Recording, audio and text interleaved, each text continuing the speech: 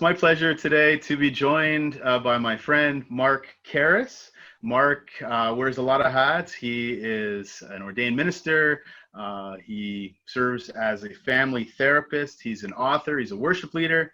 And I'm a little bit jealous. He's in San Diego, California, where he tells me today it was 95 degrees and sunny. Here I am looking at snow in the forecast here in Northern Ontario. So I'm trying not to covet you, brother, but it's great to have you here with me today. How are you doing?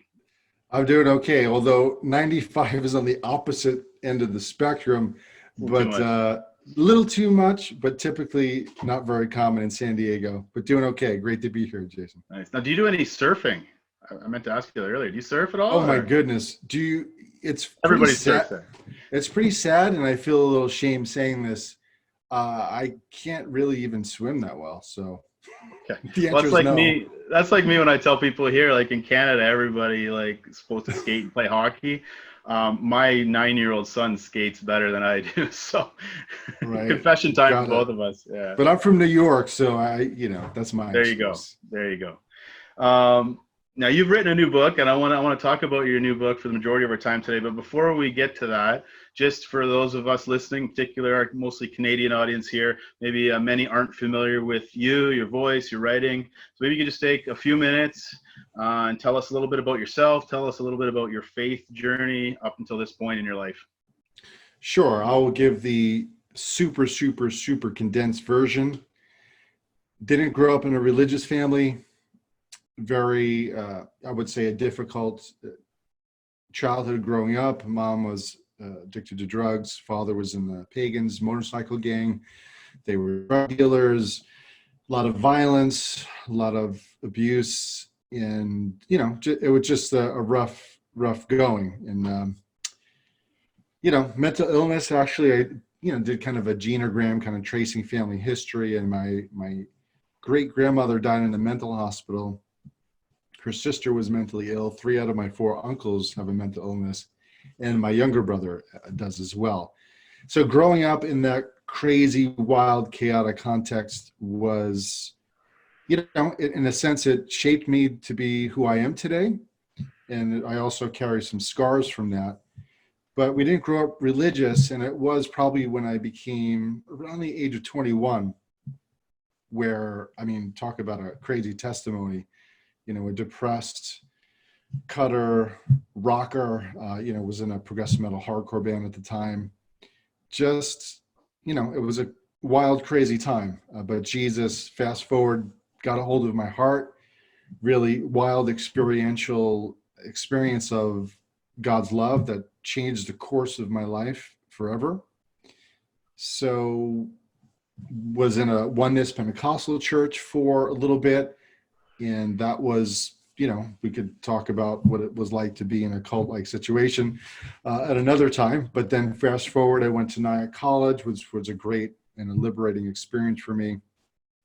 And that really, I think getting out of that oneness Pentecostal church really ignited this, people who are deceived don't know they're deceived.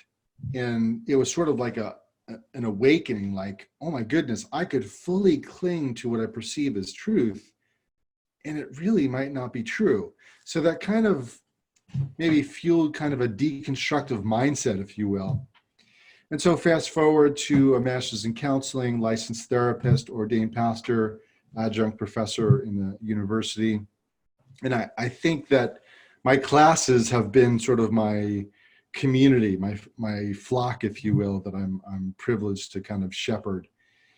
And that's a little bit bringing crash course where I am today, married, a beautiful and incredible wife, and a 3-year-old son. So, Man, that's it in a nutshell, man. We could talk for hours to unpack that journey. Yeah, sure.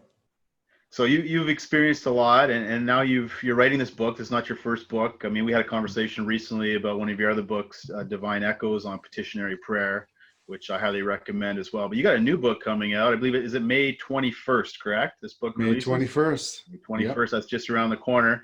And the title of the book is Religious Refugees Deconstructing, with DE in brackets, deconstructing towards spiritual and emotional healing.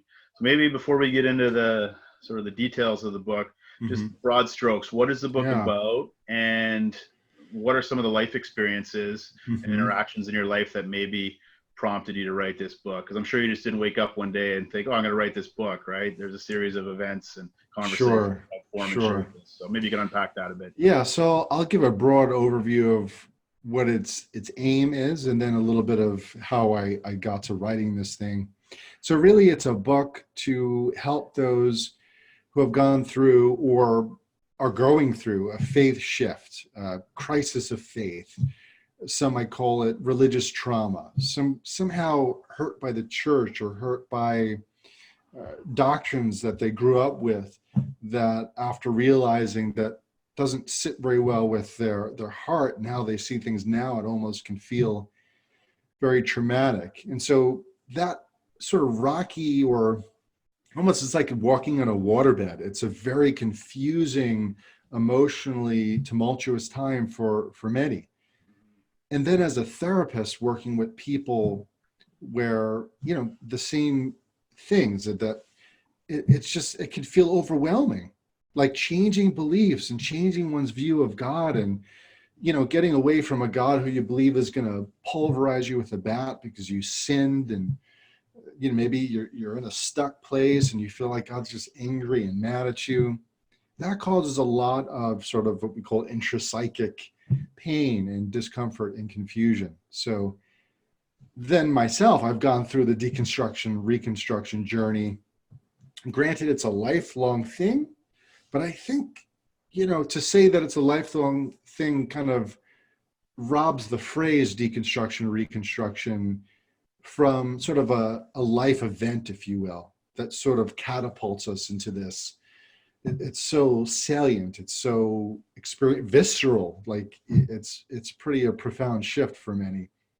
So between being a therapist and encompassing the full range of experience of people who have been hurt by church and religion, and then a lot of friends and people I went to church with, and then my own journey, all of that came to be some of the fuel on why I wanted to write a book for hurting people, right? Just like myself, a guidebook.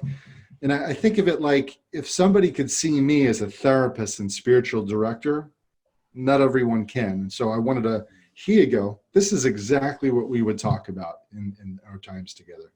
Nice, nice. Now there are quite a few books that have been written in recent years on this topic, this deconstruction or DR journey, as you call it. And as I was reading the book, and I appreciate you giving me an advance copy to read, and I gobbled that up pretty quick, really enjoyed it, and plan on sharing it far and wide. But as I'm reading, you're referencing other books that I'm like, yeah, I've read that. That's good. But what makes your book? What makes Religious Refugees not any better or worse than others per se? But what makes it unique, maybe among other books? Yeah. There are incredible books out there. I mean, when I think about this journey, I think I read Brian McLaren's A New Kind of Christian almost 20 years ago. Yeah, you and me Right. both. So, but the deconstruction, reconstruction journey, it's kind of a new phrase, and it's almost like a new stage where people, it's affecting a lot of people, right? So sociologists are calling them the de-churched, and it's kind of a new phenomenon, but its roots can be traced, way back. I think what makes it unique is there are some people who write a book like that as a pastor, some write as a therapist, some write a book on maybe this journey and the spiritual dark nights of the soul, maybe as a theologian. And I think what maybe makes us unique is I'm seeking to integrate theology, philosophy, psychology, and spiritual formation, and interlaced throughout the whole book. And I think that what makes it a little unique, and I hope that really can add to this incredible conversation where people have already contributed to it. Yeah, and that's something I really appreciate about it. It seems very multidimensional and multidisciplinary. Like I'm reading one page and it's very pastoral, and the next page you're almost wearing your therapist hat, and then there's some philosophical comments, and you weave all that together nicely. And for me, that works. I think a lot of my peers, that's what they're looking for, recognizing the sacredness in all of those disciplines and how they can add value to the journey, the way forward. Yeah. And one of the other things I really appreciate a book is that the majority of it, and correct me if I'm wrong, but at least half of the book, the final section, is very practical. I think it's called The Way Forward.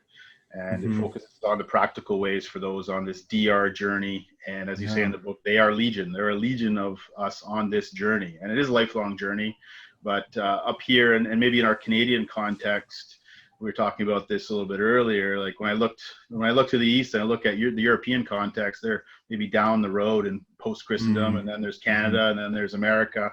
But we're all sort of moving in the same direction. We can all listen and learn from each other. And I really appreciate the practicality of your book. And I just wanted to ask you, how important for you personally was it to ensure that the content of the book was, I would say, maybe intensely and intentionally practical?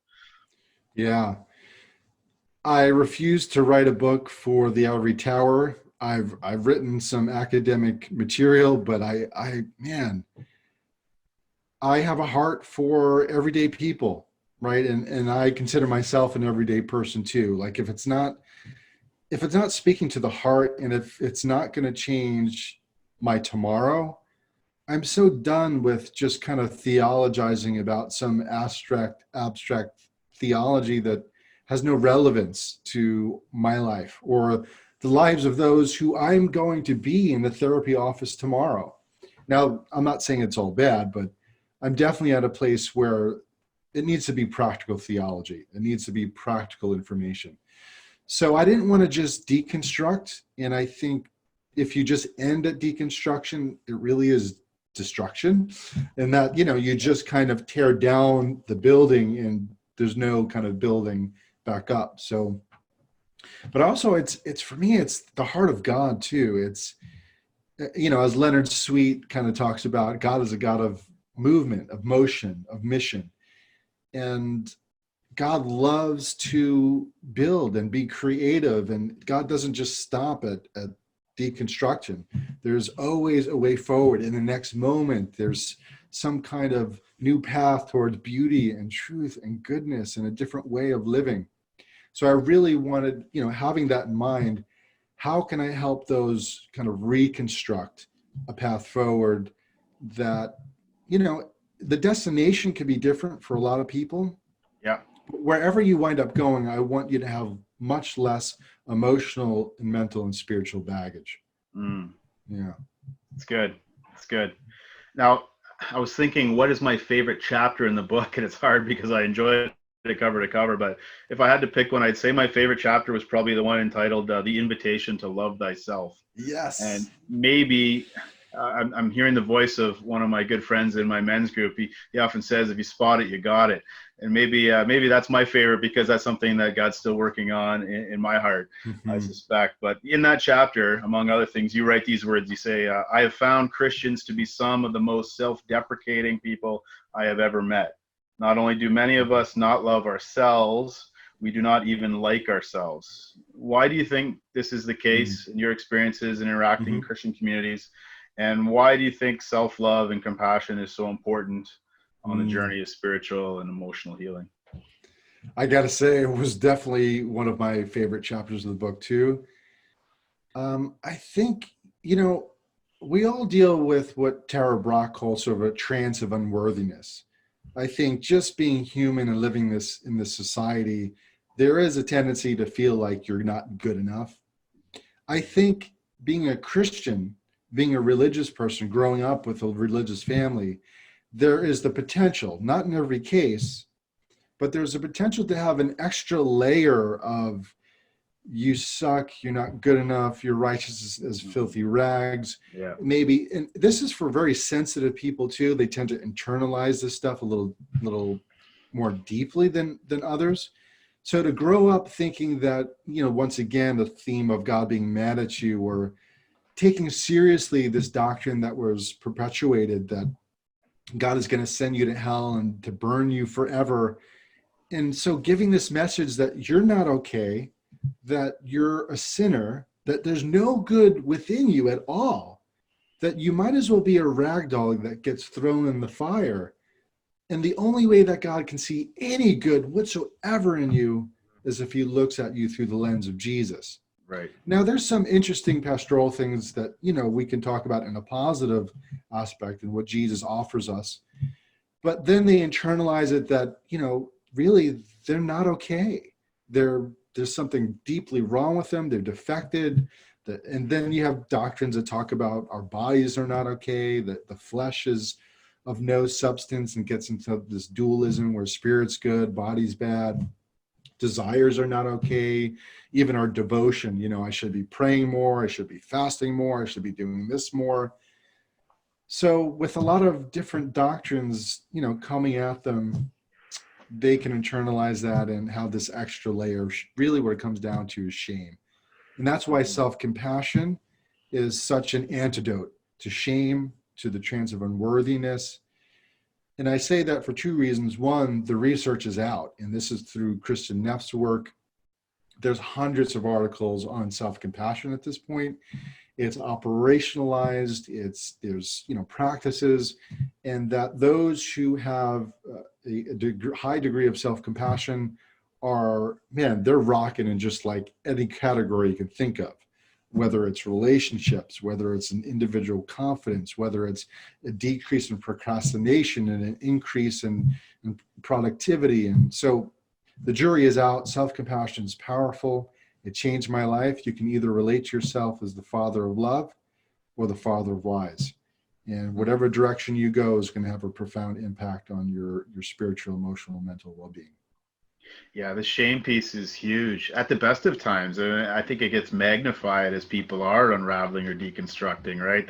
That shame can just be heaped on. And so there's even more need for that, to hear the voice of self-compassion, of self-love, the voice of the father of love versus the father of lies. Because we both know the father of lies is going to be working overtime too to heap on that shame, right? So all the more reason for us to be pushing back with the voice of the father of love. So yeah, that chapter really, man, it brought me to tears some points, to be honest. I really appreciated it. I know it's gonna help a lot of others as well. That's one of many chapters in the book. And another chapter, I think it was immediately after, you had a chapter on the blocks and pathways to divine intimacy. And it was, we talked about the book being multidimensional, multidisciplinary, and I really saw that shining through in particular in this chapter. And you discussed something from the world of psychotherapy and family therapy that you're involved with, memory reconsolidation. And I found that very interesting, what you had to say. Can you just take a moment to maybe unpack the idea and the process of memory reconsolidation as a healing tool? Yeah, I'll have to be brief on this. This is really coming from the research surrounding, within the field of neuroscience. And so therapists have taken this information around memory reconsolidation, which, just to put it simply and for the sake of time, is the brain's ability to engage in a transformational sequence that allows for memories, and more specifically, the emotional and mental baggage from particular memories, and to be able to erase them, alter them, update them. So memory reconsolidation is it's the mechanism to brain change and a really transformational change. And what's really interesting is wherever we see change, it's a trans-theoretical model, so mechanism. So whether it's whatever model of therapy you're using, whatever it could be within the context of healing prayer, if there is transformational change happening, memory reconsolidation is probably going on behind the scenes. So, we could talk about how we get there, but in simple forms, we could, if you think about religious trauma, and we think of the memory of certain, being in sitting with a church and hearing that, God is mad at you, that if you don't do this, you're going to go to hell, or just this internalized image of God who is, angry and full of wrath and wants to beat you up. Or for some people, and especially being a therapist, there's a sense that if they sin, they automatically think that God's going to punish them. And if something bad happens, they think, yeah, it's because I did that. God is punishing me. And I'm like, oh, really? Is that the case?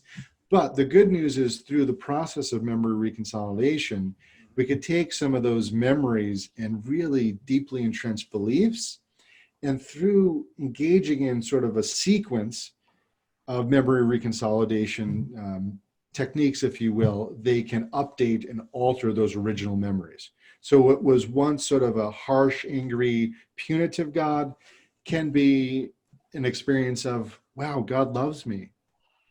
Like really, like I can feel it. There's not a split anymore between I know it intellectually, but like in my heart of hearts, I really think God is mad at me and I'm not okay with him. But this allows sort of a felt sense of this positive experience with God. So we could talk about how we get there, but that's kind of memory reconsolidation in a nutshell.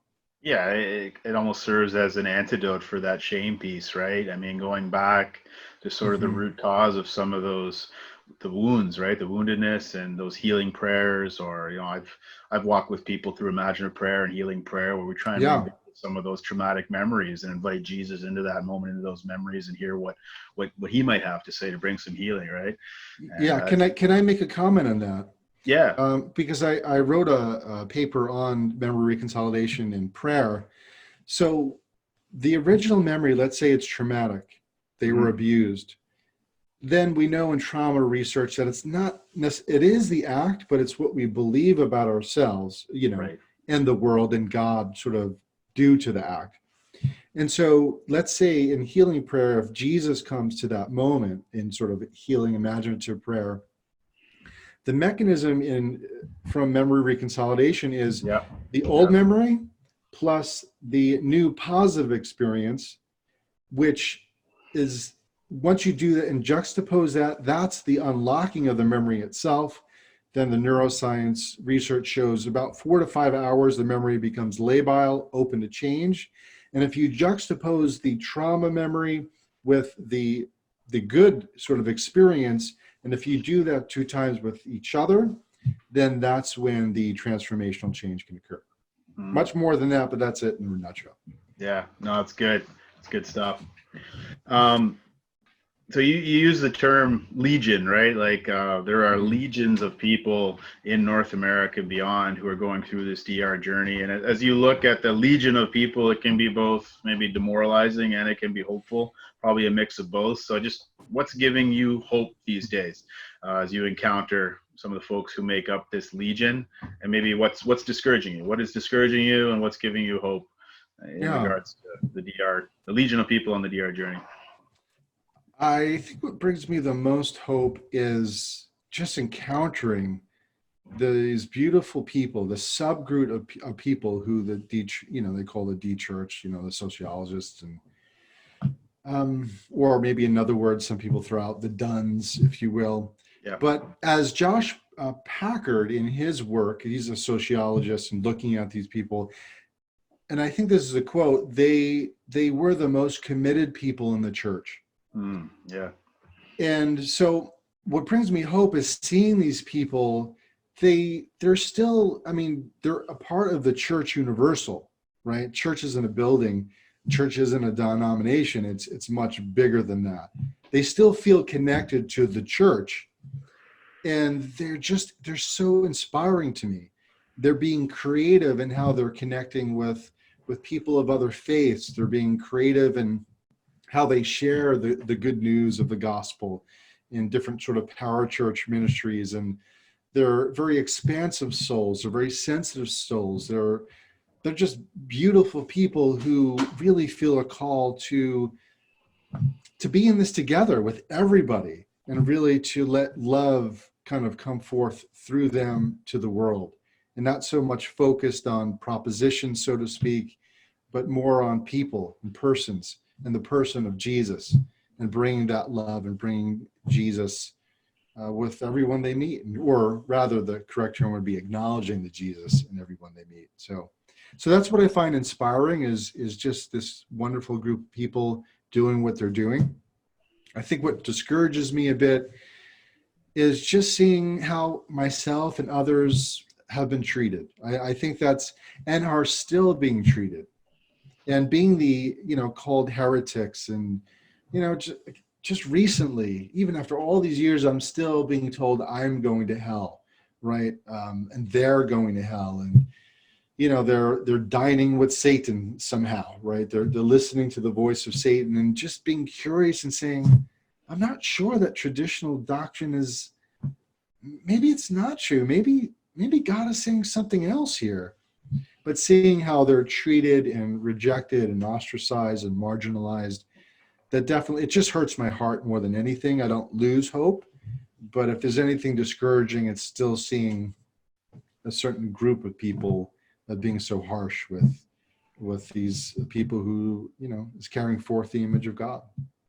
Yeah, I hear you. And that's been my experience here as well, that those who are seriously wrestling or deconstructing, they're committed. Most of them, they're not trying to throw it all away. They're just looking for a better path forward, and they've been wounded, but they want to serve, they want to love. Maybe they're not being challenged or not giving permission to wrestle, or church has become just an event or a gathering or a show, or it looks more like the consumerism in our culture than the kingdom of God, and they're calling it for what it is. And I think a lot of them are the prophetic folks too. They might, in the best sense of the word, are the prophetic folks, the creative folks, the artists, the poets, the people that voices we need to hear in our churches and our society. Sometimes we push them to the margins, and it's unfortunate. And if I could say something like, there's a term gaslighting. I don't know if that's from in the Canadian it's context. in the first paragraph in the book, I think. You didn't mince anyone right out of the gate. Yeah, but to have this nudge that says something seems amiss, with these certain dynamics in church, but then to be told, no, there's something wrong with you. Right. You're the crazy one. You're the one who's listening to Satan. And, it's just sad. But anyway, it's enough about that. Yeah. But there's a lot to be hopeful about. That's right. Many other voices. I see God's doing something new. Yeah. And just one last thing, Jason, I'm sorry. Jump in. God's doing something new when pastors who appear conservative online private message me continually to say, I can't say anything, but can I just confess to you, I think what you're saying is true, but I just can't come out right now, Okay. So yeah, God is doing some pretty interesting Absolutely things. And I've had some of those messages too, and that's what keeps me interacting on social media a little bit is those sort of Nicodemuses under the cover of night sort of sending messages our way. So yeah, there's a lot to be hopeful about. Speaking of hope, if you were to just summarize in a nutshell, what is your hope for people who read this book? And I see probably at least two groups of people who will gravitate to this book: those that have been wounded, those that are certainly in the midst of this DR journey, and those that maybe want to understand or empathize more with their friends, their family members, their peers that are going through this. So with those two groups in mind, and maybe there's other groups you wrote it for, but for those two groups in particular, what's your primary hope for those people? Yeah, I think you hinted on it. My hope is I've actually wrote it with communities wrestling with it together in mind. So that's why there's, sort of a study group questions after each chapter. Yeah, that's important to mention too. If I could just judge. Yeah. I love not only what you wrote in the chapter, but you got some great questions designed for community groups in particular. And I have a group like that. And I'm going to put this book on the table that we work through it together as a group. But I think as much as I enjoyed it personally, I think I'm going to enjoy it even more rereading it with my community, who's my band of brothers going through this stuff. Yeah, thank you. Thank you for saying that. That's my heart. And that's my hope, that people read it and wrestle through it in community. That's where you're going to get for me, the most transformational change, the most profound insights, is this dialogical wrestling with other people who are like-minded like you. And I guess the other group is definitely spiritual directors. Have some wonderful endorsements by some world changers who are spiritual directors, and really seeing that, I want to use this text. I've heard from pastors that, want to wrestle with it like yourself in community with their church. So pastors and spiritual directors. There's another group. My heart is, I don't have it. I don't have it all together. I don't have the God's eye view on everything. So I hope more conservative minded pastors read it, not so that they would believe what I believe, but so that they would just wrestle through it, so that they would be missionaries and understand what is the mindset of people who are called to de-churched, right? And what may be beneficial for them to heal from some of their religious trauma. Even if you want to stay conservative, you're still going to have some of these people that you may connect with. Mm-hmm. And so I don't want you to buy it hook, line, and sinker, wrestle through it, but see what's going on out there. Be a missionary. And I think it can be beneficial for all kinds of pastors on the spectrum. Yeah. And that's good for no matter where we are on the spectrum, right? Just read widely. Don't just read within your own tribe, your own camp, but get to know the voices across the spectrum and have no fear in doing that. So that's a good word. Yeah. Man, we could talk for hours, but we got to land the plane here soon. But just no doubt. When is the book release? How can people pick up a copy of it and for themselves or for others? So May 21st, correct? May 21st. Yeah. Okay. So all the regular book dealers, Amazon, et cetera. A lot of activity on Amazon these days, I'm sure. Yeah, everywhere you can find the book.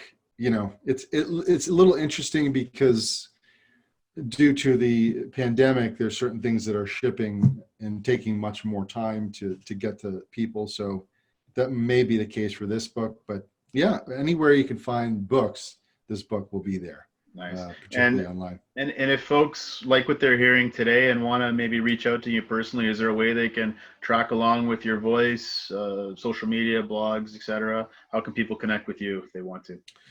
Yeah, I think I mostly interact on Facebook, to be honest. So, you can look for me there. I do have a site that's called conspiringprayer.com, which has some blogs mainly around kind of my second book, which was called Divine Echoes, Reconciling Prayer with the Uncontrolling Love of God. And then I have a therapy website, markkarris.com. So yeah, look me up. I love to interact with people. If you wind up reading the book, love to hear your thoughts on it. And yeah, even if they're divergent, I want to wrestle also in community with this book too. Yeah, absolutely. Well, listen, thanks so much. I appreciate you taking the time to be with me and to interact around this book. And thanks again for giving me an advance copy. I really enjoyed it. I look forward to wrestling through it with my faith community and others and passing it around. And hopefully at the end of the day, it helps a lot of people. I mean, that's the end goal, right? So that is absolutely, Jason. Thank you so much. Thanks, Mark. All the best. Okay. And don't stay out of the sun when you can there. No doubt. Take care. Stay out of the snow. Take care. Yeah. Bye-bye. Take care. Bye-bye.